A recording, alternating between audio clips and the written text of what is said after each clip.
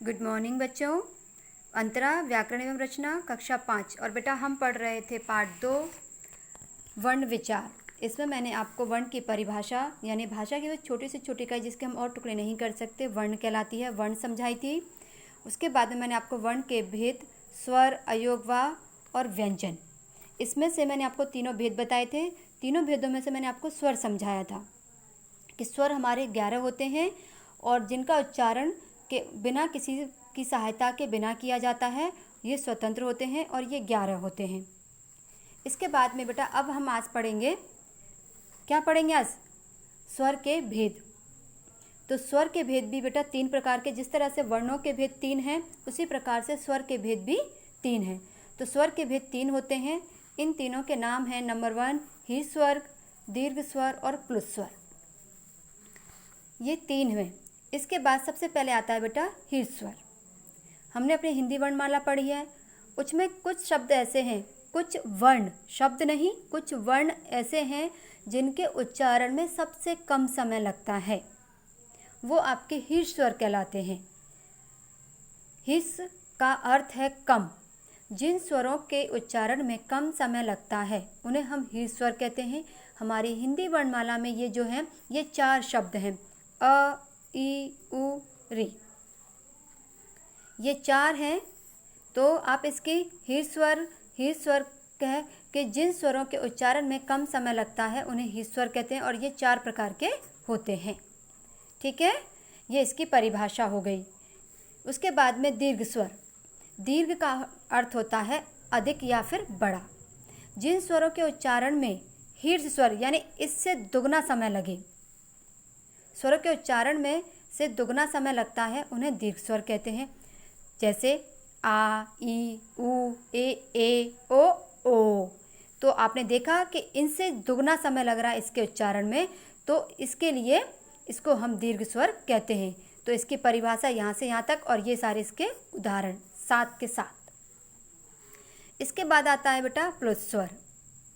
प्लुत स्वर, इनके उच्चारण में हीर्घ स्वर प्लस दीर्घ स्वर दोनों से तिगुना समय लगता है, इन दोनों की अपेक्षा तिगुना समय लगता है, उनको हम प्लुत स्वर कहते हैं। जैसे ओम प्लुप्त स्वर है, इसका प्रयोग ज़्यादातर संस्कृत भाषा में किया जाता है, इसका प्रयोग अब हमारी हिंदी भाषा में नहीं होता है।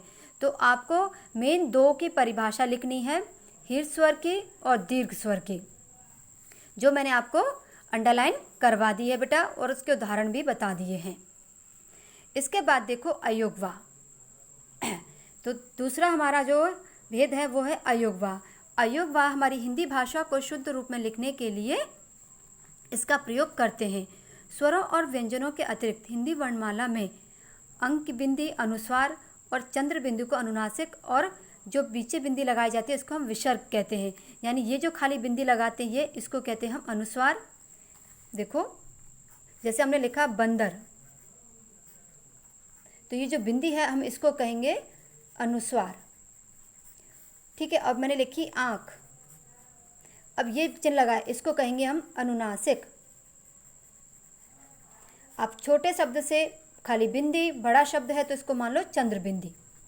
और उसके बाद में जैसे हमने लिखा नमः, ये जो हमने लगा इसको हम कहते हैं विसर्ग। क्या कहते हैं हम? विसर्ग। अनुस्वार और विसर्ग भी होते हैं, ये स्वरों के बाद ही लिखे जाते हैं, इन्हें अयोगवा कहते हैं। यानी ये जो है अनुस्वार ये शब्द के ऊपर लगता है, अनुनासिक जो है ये चंद्र बिंदी के साथ शब्द के ऊपर लगता है, लेकिन जो विसर्ग है वो शब्द के अंत में लगता है। ये स्वरों के बाद ही लिखे जाते हैं, इन्हें अयोगवा कहते हैं। अनुस्वार, अनुस्वार का उच्चारण केवल हम नाक से करते हैं। जब हम किसी शब्द को बोलते हैं तो उसमें जो बिंदी का रूप लेते हैं, जिस शब्द का प्रयोग नाक से उच्चारण हो रहा हो उसे हम अनुस्वार कहते हैं। कि जिस ध्वनि का उच्चारण करते समय वायु केवल नाक से निकलती हो वह अनुस्वार कहलाती है। यानी जिसका चिन्ह है बिंदी, जैसे खंड, झंडा, शंख, अंक, डंक, बंदर आदि। अनुस्वार की परिभाषा है जिस ध्वनि का उच्चारण करते समय केवल वायु केवल नाक से निकलती है वह अनुस्वार कहलाती है। चंद्र बिंदु इसका ये चिन्ह है और ये इसके सारे उदाहरण हैं। यानी पूरी परिभाषा यहाँ से यहाँ तक। अनुनासिक, जिस ध्वनि का उच्चारण मुख नाक दोनों से होता है वह हमारी अनुनासिक कहलाती है। इसको हम चंद्रबिंदी के रूप में लिखते हैं, जैसे हंसना, चांद, गाँव, सांप आदि। फिर है विसर्ग। विसर्ग का उच्चारण जो है हम ह के रूप में, ह के समान होता है, ह के रूप में इसको हम पढ़ते हैं। इसका चिन्ह ये है। विसर्ग का प्रयोग केवल तत्सम शब्दों यानी संस्कृत शब्दों में होता है। इसे व्यंजन के अलग लगाया जाता है, जैसे अतः, पुनः, निसंदेह आदि। तो आप लोगों ने समझा कि अनुस्वार और अनुनासिक क्या है और विसर्ग क्या है। विसर्ग को हम ह के रूप में उच्चारण करते हैं जब हम किसी शब्द के पीछे लगाते हैं अतः, पुनः, निसंदेह आदि। ये सारे शब्द जो हैं वो विसर्ग के होते हैं। तो आज आपको पाठ 2 वर्ण की परिभाषा याद करनी है, स्वर की परिभाषा याद करनी है और स्वर, उसके बाद में स्वर के भेद याद करने हैं। हीर स्वर, दीर्घ स्वर, प्लुप्त स्वर क्या होते हैं ये भी आपको याद करने हैं। और प्लुप्त स्वर के बाद में अयोगवाह में अनुस्वार, अनुनासिक और विसर्ग को भी आपको तीनों को अच्छी तरह से पढ़ना है और इसकी परिभाषाओं को भी आपको याद करना है। मैंने आपको परिभाषाओं को रेखांकित करवा दिया है, यानी अंडरलाइन।